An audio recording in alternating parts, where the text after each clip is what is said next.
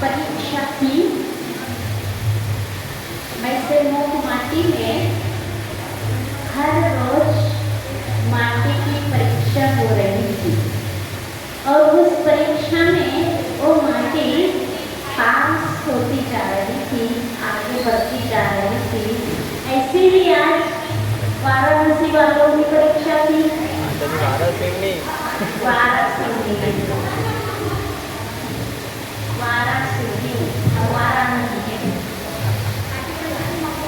तो हमारी तो मानसिकता बदल गई थी कि आज अकेले भक्ति करेंगे और ऊपर चले जाएंगे, क्योंकि इतनी जोरदार वर्षा में कौन आ रहा है।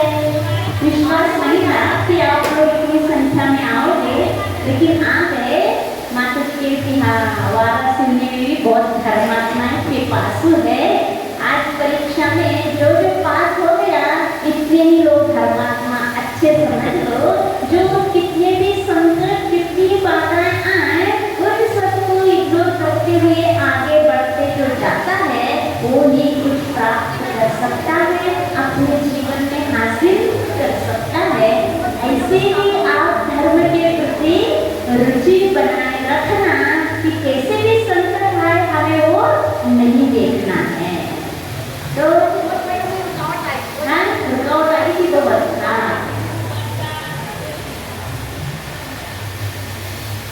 क्या सुनो, सही सुनो, मनोयोग से सुनो। काय में अकाय में रत हो जा। काय और कायरता ये दोनों अंतकाल की गोद में गमीन हो आगामी अनंत काल के लिए, है ना। एक काय है इसीलिए हम कायर बने हुए हैं।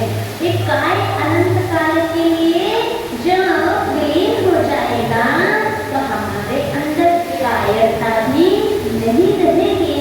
ये शिल्पी ने माटी के लिए बताया। जब माटी ने शिल्पी के लिए कहा था कि थोड़ा कम से कम कंबल तो ले लो, तब उन्होंने इतना लंबा चौड़ा व्याख्यान शिल्पी ने इस माटी के लिए बोला। अब आगे देखो, फूल दलों से पूरी खुली माटी है। माटी का यह फूलन ही चिकनाहट स्नेही भाव का आदि रूप फूलन है और रूखापन का द्वेषी भाव का अभाव मूलन है। अब उस माटी के अंदर इतनी कड़ाके के ठंड में ऐसा शीत पानी डाला गया। उस माटी में उस पानी को पी के स्वीकार करके ठंड होने के कारण उस पानी से वो डरे नहीं, जैसे आप लोग इस पानी से नहीं डरे और घर से निकल के बाहर आ गए, कोई रेनकोट पहन के, कोई छाता लेकर के आ गए यहाँ तक। तब ऐसे ही माटी में भी इस कड़ाके के ठंड में शिल्पी ने जो ठंडा ठंडा पानी उसके अंदर डाला, उसको उसने स्वीकार किया, उसको अपनाया, आत्मसात किया, तो उसका फल क्या हुआ। वह माटी फूल के जो पत्ते रहते हैं, जैसी कोमलता उस पत्तों में रहती है, ऐसी कोमल काया उस माटी की बन गई। और यह माटी का फूलन में चिकनाहट स्नेही भाव का आदि रूप मूलन है। ये जो चिकनाहट आया है ये उस स्नेही भाव का मूल है। मूल माने जो पेड़ का मूल होता है, जड़ होता है, वो जड़ के ऊपर ही पेड़ आधारित होता है।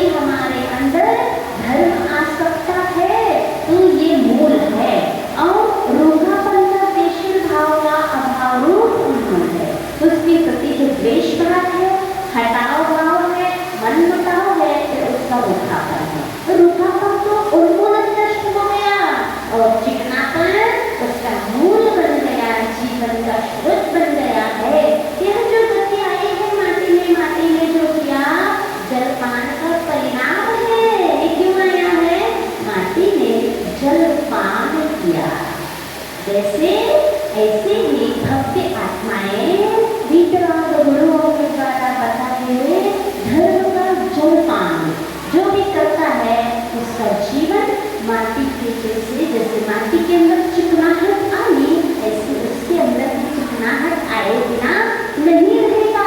रूखापन जो है वह रूखापन उसके जीवन में ठहराएगी नहीं। कितनी मुलायमता इतना सॉफ्टनेस उसका जीवन हो जाएगा। किसका? जिसने गुरु के पानी का पान किया है उसके जीवन इस प्रकार का हो जाएगा। जल धारण की क्षमता कब बढ़ेगी? इसमें जब माटी में चिकनाहट की प्रगति हो और अनल का पान करेगी। यह माटी की चिकनाहट को अपनी चूड़ी का तक पहुँचाने से का आना हो रहा है। अब देखो उसने माटी ने पानी को पी लिया, उसके बाद में दूसरों को पानी पिलाने की क्षमता इसके अंदर कब आएगी? माटी ने तो स्वयं पानी पी लिया, लेकिन स्वयं पानी पी लिया। अब वो क्षमता बढ़ते बढ़ते उसकी क्षमता यहाँ तक बढ़ सकती है कि दूसरे की प्यास बुझाए। कब आएगा? आज पानी पिया, अब कल अनल को पीना होगा। अनल यानी अग्नि।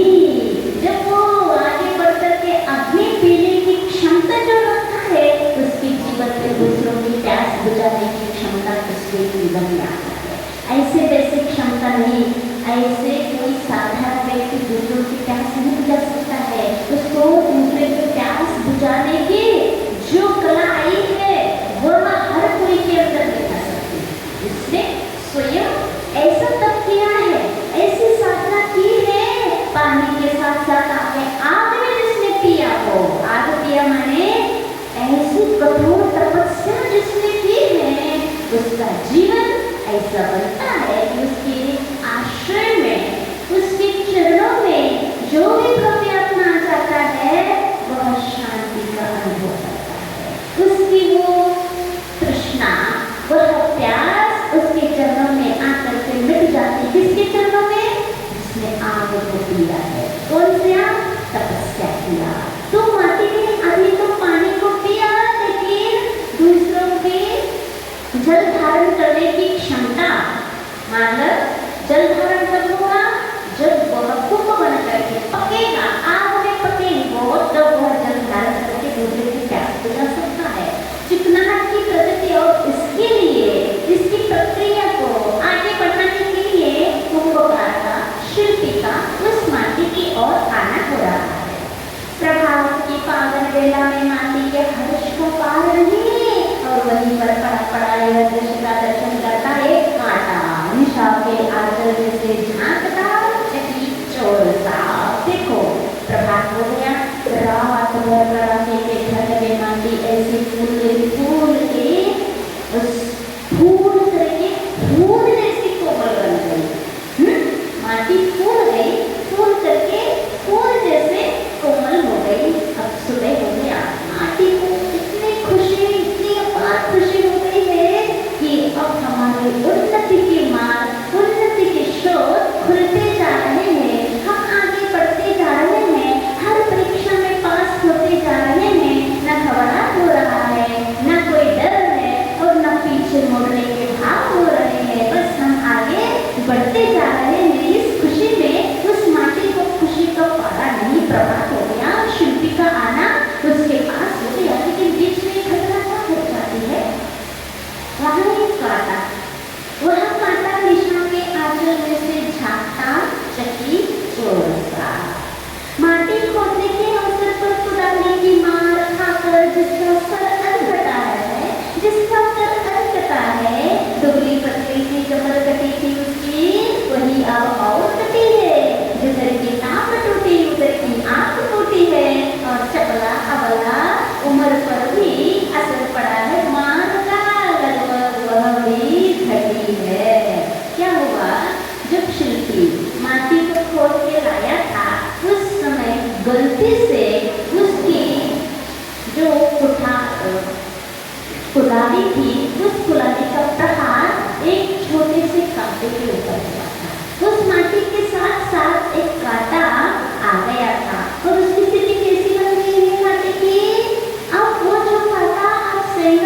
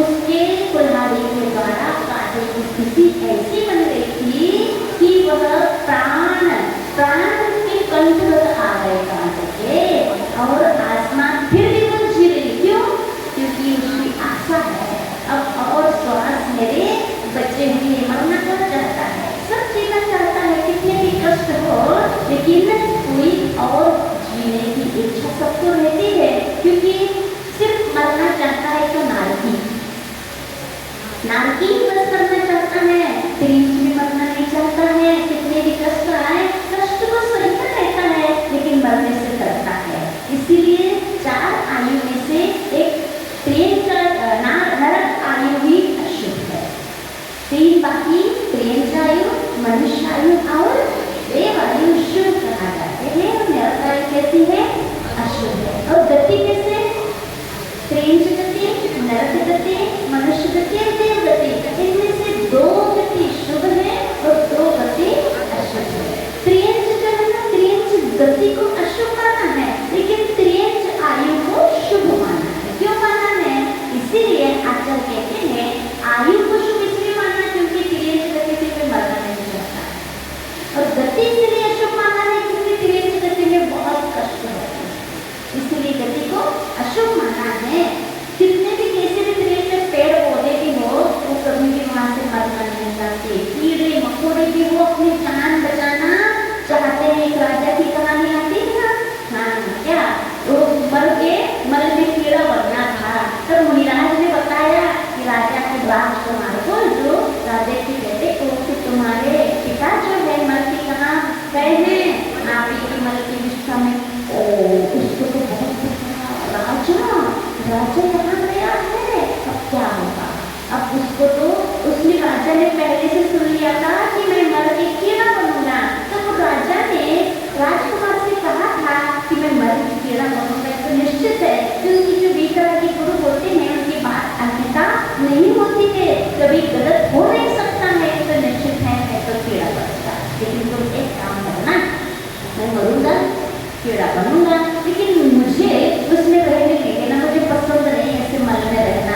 मैं कहाँ रहूंगा और कहाँ कीड़ा मल में होंगे, ये अच्छी बात नहीं है, मुझे तुरंत तुम मार देना, मैं वहां से और कहीं चला जाऊंगा, ठीक है ना?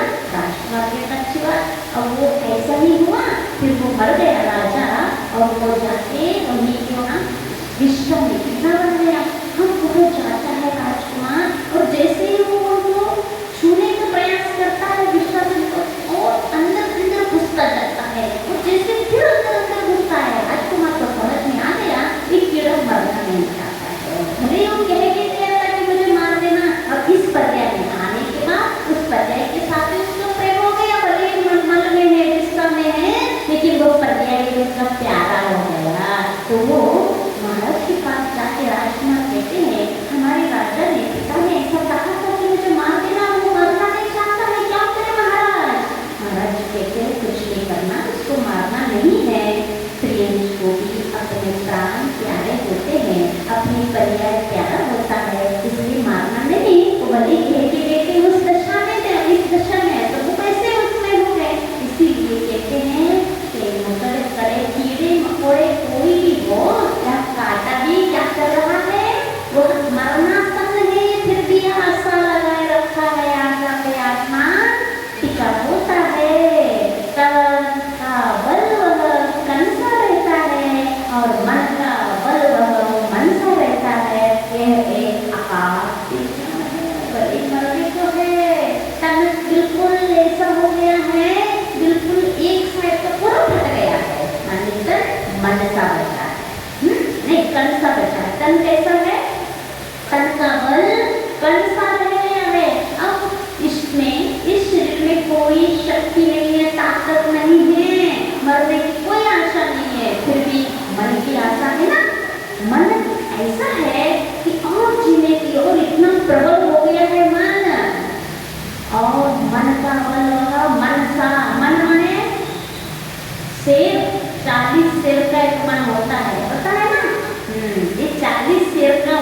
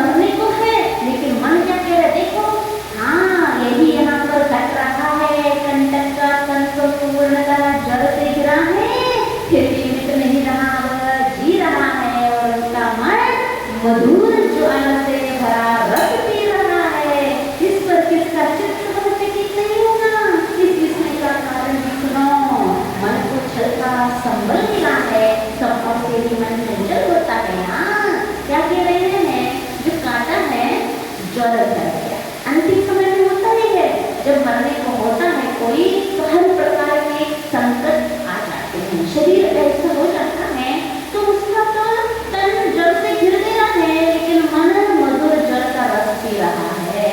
ज्वार देता है ना, ज्वार के सिट्टे जो रहते ना, उसका रस निकालो तो बहुत अच्छा स्वादिष्ट होता होगा।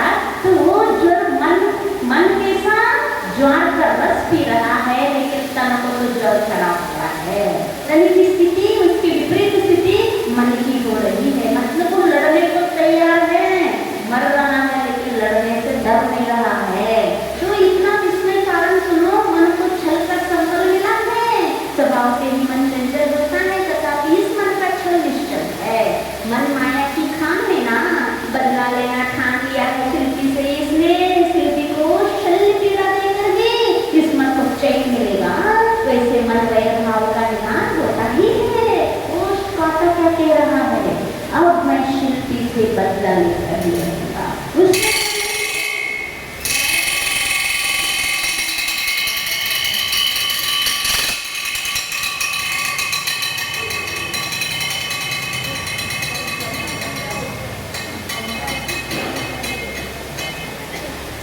उसका भी तन हार गया आपको सेवा देते देते। कहाँ तक सेवा दें आपकी? हाँ, आप लेने से हारते नहीं हो, उसकी भी काया इतनी सक्षम नहीं है कि सेवा दे। तो क्या मन को वो काटा कह रहा है, भले ही मेरा तन साथ नहीं दे रहा है, लेकिन इसने मेरे जीवन के ऊपर जो प्रभाव किया है, मुझे मरनासन्न बनाया है, मैं उसको मजा चखाए बिना यहाँ से कभी गमन नहीं करूँगा। ये बदले के भाव उसके मन में आ रहे हैं, और इस प्रकार के बदले के भाव किसको? मन वैर भाव का निधान होता ही है। जो कसाय में पला रहता है, जो वैर भाव रखता है, वह अंतिम समय में कैसे भी निःशब्द हो जाए, बलहीन हो जाए, लेकिन उसकी कषाय और प्रौढ़ होती जाती है, और ज्यादा उद्विग्नता को वह और उसका पारा चढ़ता जाता है। मरते मरते भी वह बदले के भाव छोड़ता नहीं है, गांठ लेकर के जाता है पर भाव में भी। जैसे कमठ में मरुभूमि के गांठ बांधा था पहले जन्म में, उसके 10 भाव तक पीछा नहीं छोड़ा उसने। इसीलिए बीच में कुछ ऐसे प्रसंग आ जाते हैं, क्रोधित हो जाते हैं, मनमोटा हो जाता है, लेकिन बीच में खड़ी हो जाए कोई बात नहीं, लेकिन बाद में क्षमा भाव जरूर रखना चाहिए। क्योंकि क्षमा भाव नहीं रखेंगे, ऐसे बदले से चले जाएंगे, ऐसे मर जाएंगे, तो फिर अगले भाव में उससे और दोना बदले के भाव आ जाते हैं। इसलिए जितना भी अपना रहता है दफा यही कर लो, अब अगले भाव तक उसकी वहाँ मत ले जाना। तो मन वैर भाव का निदान होता है। मन की छाँव में ही मान पनपता है, मन का माथा नमता नहीं। ना मन हो तब कहीं न मन हो सब मन को, इसीलिए मन यही कहता है सदा नाम ना नाम ना नम ना। क्या कह रहे हैं? मन की छाँव में ही मान पनपता है, मन का माथा नमता नहीं। ये क्यों नहीं नमता है?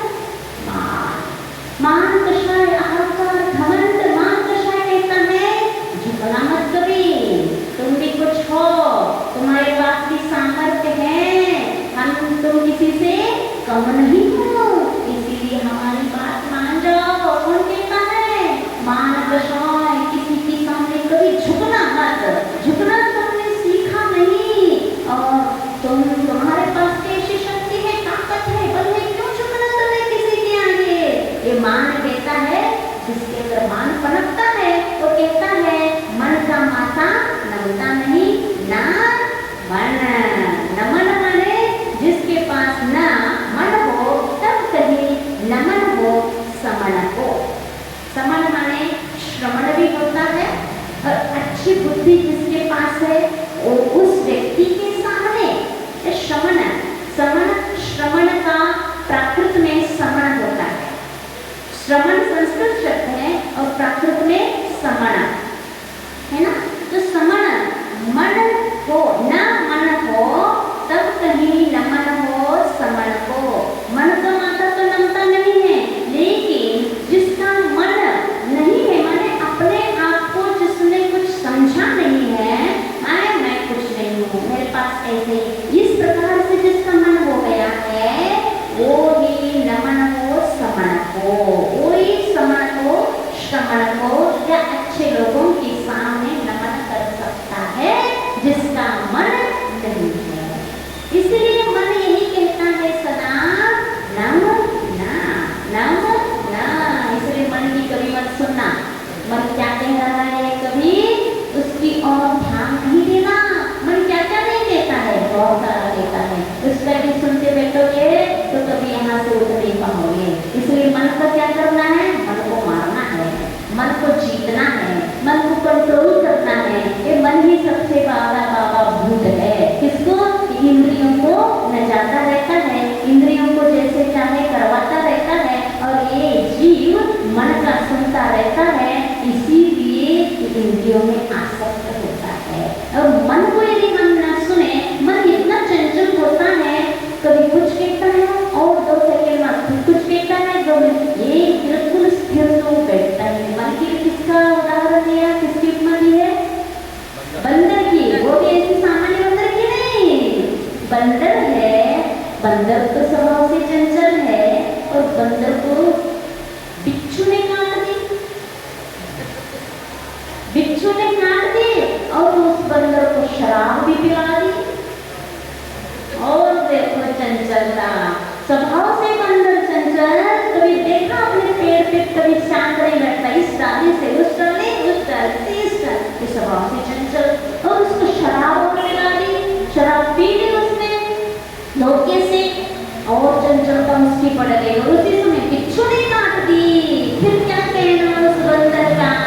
और उस समय यदि उसके हाथ में आग पकड़ा दिया जाए तो कौन बचेगा? हाँ, क्या होगा? फिर कोई कहीं बचने वाला नहीं है। ऐसा मन के लिए उदाहरण दिया गया है। मन तो स्वभाव से ही चंचल है, और मन का सुन लिया यदि आपने, तो और वो अपना ऐसा चलाएगा, आपको कभी स्थिर नहीं बैठने देगा, वो कभी शांति से बैठने नहीं देगा। इसीलिए अपन को शांति से बैठना है तो पहले मन को बिठा लो। मन को बिठा लोगे तो अपने आप अपने जीवन में बहुत शांति होगी। आप अनुभव करके देखना, कभी भी हमारी आकुलता बढ़ रही है, हमारी इतनी आपदा भी बढ़ रही है, इतना भागम भाग दौड़ा भाग चल रहा है जीवन में, क्यों चल रहा है? जब हम मन का सुन रहे हैं। मन का जब सुनते हैं तभी हमारी आकुलता मिट जाती है। और मन ने आज तक अच्छा के लिए कभी इच्छा नहीं की, अपने आत्मा की शांति की इच्छा आज तक नहीं की। आज तक मन ने क्या इच्छा की? इंद्रियों की विषयों के पूर्ति की इच्छा की है। इसलिए मन की कभी नहीं सुनना। यदि मन इतना प्रशिक्षित हो जाता है, अपने कंट्रोल में रह जाता है, वो भी उसको प्रशिक्षित करके अपने हाथ में उसको ले लेते हैं, फिर देखना मन पहले का स्वभाव छोड़ करके अब उल्टा चलने लगेगा। पहले क्या क्या इच्छा करते था? ये खाना है, यहाँ घूमने जाना है, ये देखना है, ऐसे अच्छे गद्दे पे बैठना है, अच्छे पंखे में बैठना है, कूलर में बैठना है, अच्छे खाना पीना, ये सब मन की फिक्रियां मन चलाता था। और उसको धीरे धीरे अपने हाथ में ले लो, सुनना नहीं उसकी, तुम ऐसे करते हो हम उल्टा करेंगे, वो जो कहता है तुम के नाम तुमसे उल्टे करेंगे। तब ऐसे उल्टा कर करके उसको ऐसे सीख देना, सबक देना, वो अपने आप आपके कंट्रोल में आ जाएगा। जब आपके कंट्रोल में आ जाएगा, अपने बस से हो जाएगा, फिर देखना वो मन अब क्या इच्छा करेगा। पहले ये इच्छा करता था विषय भोगों की, संसारिक व्यवहार में जो तो वो इच्छा करता था। अब आपने धीरे धीरे आपने सबक देकर उसके उल्टा चल करके ऐसे उसको कंट्रोल में कर दिया। अब देखना वो क्या इच्छा करता है। अब ये इच्छा नहीं करता, अब करता है इच्छा, चलो मंदिर चलते हैं, अब चलो स्वाध्याय में चलते हैं। अब कितनी भी संकट आए, मुंह माटी में नहीं छोड़ना अपन को। ये रास्ते में आ गए ना अपन, मन को रास्ते में लाना है तो एक काम करना करना, मन के उल्टा चलना। अपने आप, लेकिन कष्ट तो होगा, क्योंकि अभी तक उसको इतना लाड प्यार दिया है, इतनी सिर पे बिठाना है, अब उसको हाथ में लेकर के यदि पैरों में रोना है तो बहुत कष्ट होगा, बहुत मेहनत तो करनी पड़ेगी, लेकिन करना जरूरी होगा। अब जब वो अपने हाथ में आ जाएगा तब वो अच्छी अच्छी इच्छाएं करेगा जो आत्मलाभ हो, आत्मा को शांति मिलेगी। अभी तक मन ने सुना तो आत्मा को नचाता रहा, आत्मा में आकुलता पैदा करी उसने, आत्मा में दाह पैदा किया, क्यों? मन का सुनते। अब मन का नहीं सुनना, मनमानी करता है, अब उसको मनमानी नहीं करने देना। मन क्या कहेगा? ना, तुम कहना हम न लेंगे, हम झुकेंगे, अच्छे लोग क्यों नहीं झुकेंगे? तुम हमारी मान कषाय के तुम एक दूध बन के आए हो, है ना? मान कषाय मन और मन तो बहुत दोस्ती रहती है। मान कषाय मन को भेजता है, कहता है तुम कह देना उससे कहीं झुकना मत, तुम अकड़ के चलना, ऐसा वो दूध है उसका। तो तुम दूध को ऐसा फटकारना, जाओ तुम्हारी यहाँ नहीं चलने वाली। आप लोगों ने पुराण में पढ़ा होगा ना, जब राम रावण का युद्ध होता है, कभी भी देखना अर्ध चक्री जो होता है ना, बलदेव नारायण और प्रति नारायण दोनों में जब भी युद्ध होता है तब इस प्रकार के मजे आते हैं। उसमें वो दूध को भेजता है, यदि वहाँ अर्ध चक्री प्रति नारायण के पास नारायण दूध को भेजता है, वहाँ कभी भी युद्ध हुए तो 3 सिक्के हुए हैं, जल, जोरो और जमीन। हाँ, तो इसके लिए युद्ध हुए हैं। जब लक्ष्मण नारायण थे और रावण, किसके लिए युद्ध हुआ? स्त्री के लिए हुआ। हाँ, और एक अश्वग्रीव इसमें किसके लिए हुआ? वो भी घोड़े नर्तकी के लिए, नर्तकी के लिए भी इस नारायण प्रति नारायण का भी युद्ध हुआ है। इस प्रकार से, या फिर जमी के लिए जरूर स्त्री, इस प्रकार से इन तीनों ही कारण रहते हैं युद्ध के लिए। आज भी इसीलिए झगड़ा होते हैं, या फिर 2 इंच के लिए जमीन के लिए होते हैं, या स्त्री के भड़काने से होता है, स्त्रियों के भड़काने से, या पर पैसे के लिए होता है, इसीलिए होते हैं ना। तो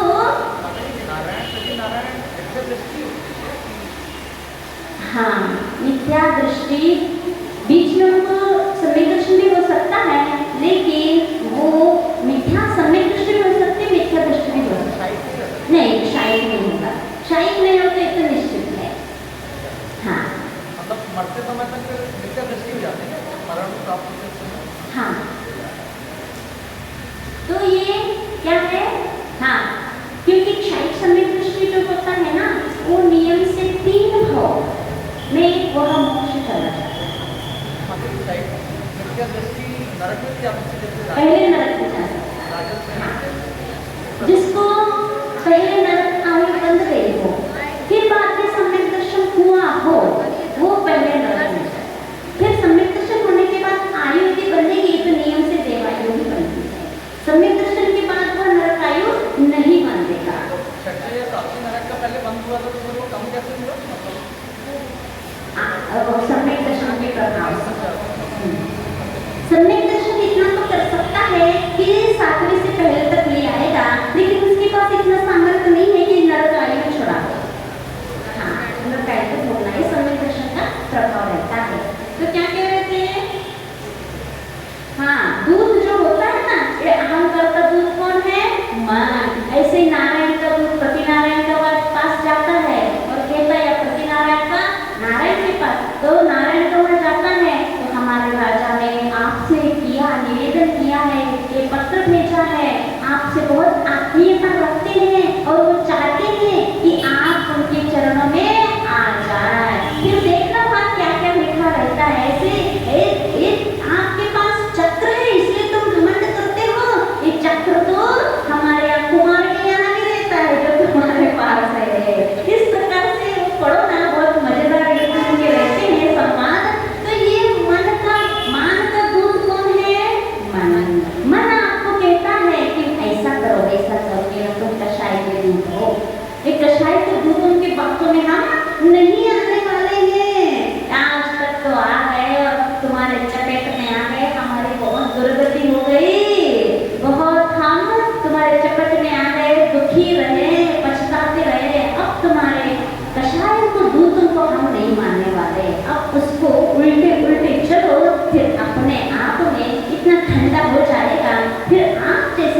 वैसा चलने लगेगा।